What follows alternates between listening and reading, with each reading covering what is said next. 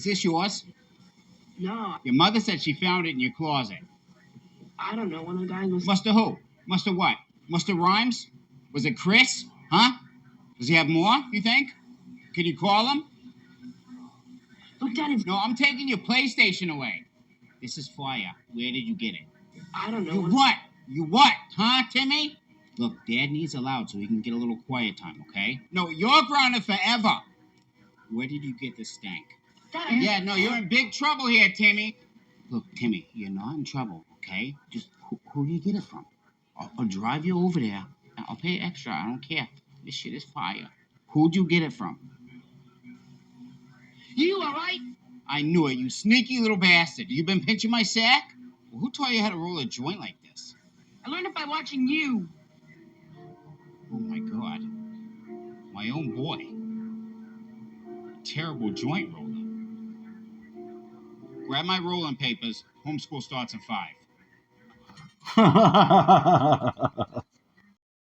So this old guy is with this old broad. She's an old lady. She's probably 50, pushing 60. He might be the same. And he's working out on the ranch, and she invited him for supper because he's working there. He's helping out, but she rescued him out on the way. Look, there's a planet up here. That's Antarctica. As you can see, the projection of the globe. You see, whoa, Antarctica. We just got mega zombie. We got mega ice. Whoa. What's going on here? Get some control over that. We do this. Or we get here and we fuck it up.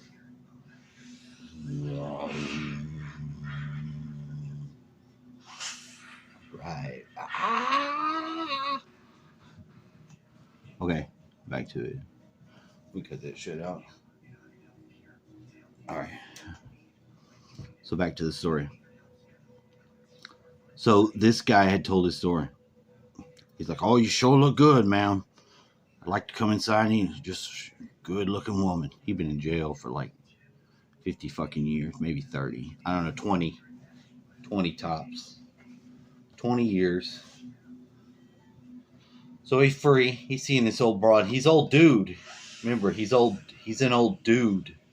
He's an old man now. He comes in, he has dinner with her, and he's like, "I sure would like to stay. I could help out and do this and this and that. I would like to stay. I don't want to go ride the train wagon. I don't want to ride the stagecoach. No, I want to stay next to the house, do working on the fences, working on, shit the Call of Duty players just blow through when they're playing their video games, knocking over fences, taking them out, fucking doing donuts in the fucking fields with the fucking antelope, 50 caliber, burning donuts, shooting each other, leaving bodies, paratrooping out, dropping boxes from the sky on parachutes, makes a muddy mess. Sometimes those crates just bust open. Anyway, so he wants to stay there with her. He wants to have the old lady relationship. 2 peas in a pod type shit. He's like, "I'm gonna lay it to you straight. This is how it is. I was working up north in the mine. The guy he didn't care about nothing. Didn't care about shit. Kind of like my mom. Like I was saying how my mom was. Mine collapses. 42 dead. Maybe 47. Random number generator, but it was in the 40s. It was between 40 and 50. Everybody's in the collapsed mine, crushed, dead. Just like the people in Turkey. A menace. Day 4, stinking it up, starting to get dead body smell. I've never smelled dead body smell. I've heard it's horrible, and that you don't forget it. You don't forget the smell. You notice the smell. It smells distinct. A dead human is a distinct smell. So anyway, it's disgusting, right? It's disgusting me.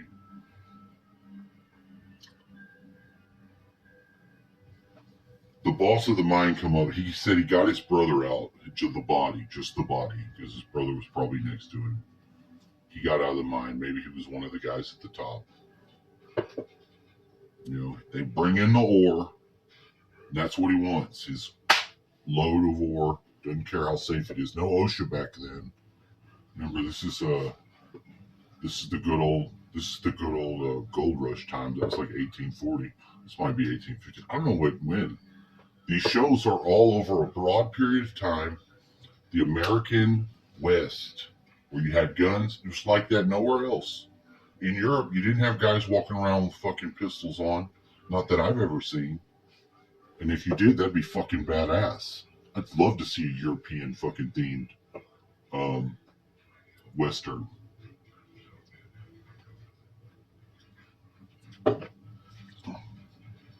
You don't get that. You don't get that. A little bit with Dracula. Yeah, maybe. Frankenstein too. But Frankenstein should have had a six gun on his side. So nothing else like it. There's nothing else like it. There's a lot of things going on in other places at the cowboy time. Oh, so he kills the boss. He comes up because he's so enraged at all this death that the boss came up to him and he had the pickaxe and he just fucking he just to the head, killed him. Crime of passion. You just killed 47 men. You know, he was like 48 or 49. Well, 49ers, good. They didn't do much math in this TV show. They wrote a script. So, I recognize the old man. So would you. I put the thing on there, but I'm not gonna. I'll run it in the back in the silent. So, he tells her that he got a life prison sentence and somehow just one day just broke out. Somebody else broke out and he broke out with him. And that's why he's out. He didn't want to have a life sentence over that. He had living to do. He had living to do. That's the message to take home. That's the take home message. See, dude had living to do. That was his story. They penalized him harshly. See, there's the world that you get from the justice system of man, which isn't very just all the time, but it tries to be. I believe it tries to be. That's the problem with Earthman and Earth Society is that Earthman tries so many things to do them right and just, you know, you get this planet behind you with that ice just ready to melt. Let's rock and roll. And the sun hits it. So she calls him, he's outside and he's about to get whacked. She said, I put the last stunt. He's like, he wants to stay there. She wants an old man. She does. You can see it in her eyes. She's a homely old broad. And not doing it justice. This is the love. This is the February, the Valentine's love. This is the romance. This is the romance of the old motherfuckers. Old Negro romance. It's sweet. It's sweet. It's real. It's a real sweet berry. He goes back inside, so they're going to try to make it. This show is on right now. That's what I walked into. Look, the ice melted. The ice is melted. It's happening, dude. We're doing. It's back. Relax. I've never tried to interact with this camera before. Is this the different dimension that they're talking about? Is this our new dimension? Is this the fifth dimension? I'm okay with it if it is. I mean, but I don't know. I mean, I've been interacting with a lot of different... I've been interacting with a lot of stuff that is normally not so rich in, you know, there's not so much going on. And now it seems like there's so much more going on in the same space. And I don't think it's just me. It's not just me.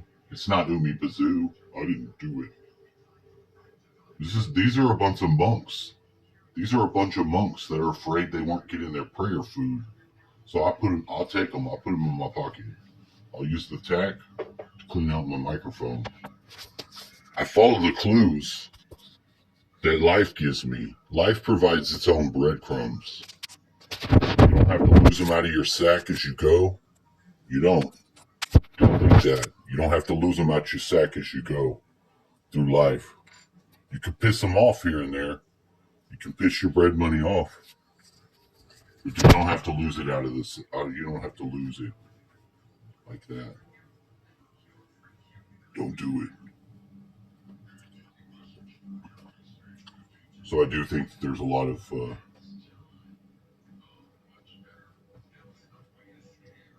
more vitality or more life. And it feels sort of like, if you feel for it, the Western is the best narrative to emulate this storyline on. Because with the gun, you know, just that style pistol gun where people can have duel fights and kill each other that fast or have shootouts, that's revolutionary. But the correlative is the mind. The mind.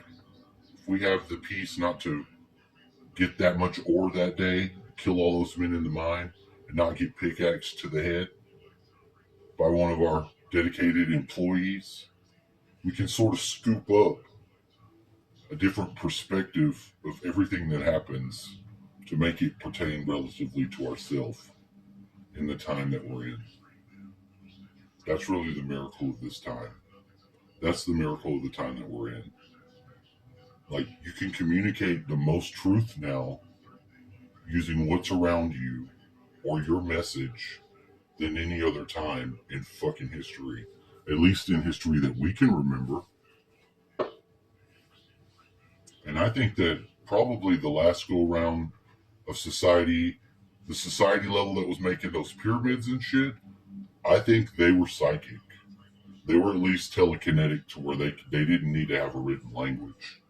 Now, if you think about that, if you've got a humanity or a species living on the earth that doesn't have to make the written language, there's a lot less trash and shit for you to find and base your theories on. That's what the monuments become. The monuments are living testaments to that level. And it is. It's that level, and that's the mind. So we could have guns and we can go the lower path, but really the hidden narrative or the gold in the thread that I'm trying to communicate is that we're being shown how to, use our guns correctly in the themes and the tones of the stories. People are picking up on that in different little areas, at least where it's relative to the people that are here now. Like Flowers in Georgia. She's on that mulatto mountain. She's on that mulatto mountain. That's all I remember of Georgia is that fucking stone mountain. And then all the other times that I lived there and enjoyed it. I was a little kid. I remember the red dirt. And that you could find fool's gold everywhere. That the trees, the pine trees, you could crawl, went up like this so you could go way the fuck up into the sky. Way too high. Way the fuck too high for a 7-year-old kid to be climbing in the tree. And it was just a mysterious place. Anyway, that's an interesting message I wanted to bring. Because when I saw that old motherfucker and that homely lady find love, it was beautiful.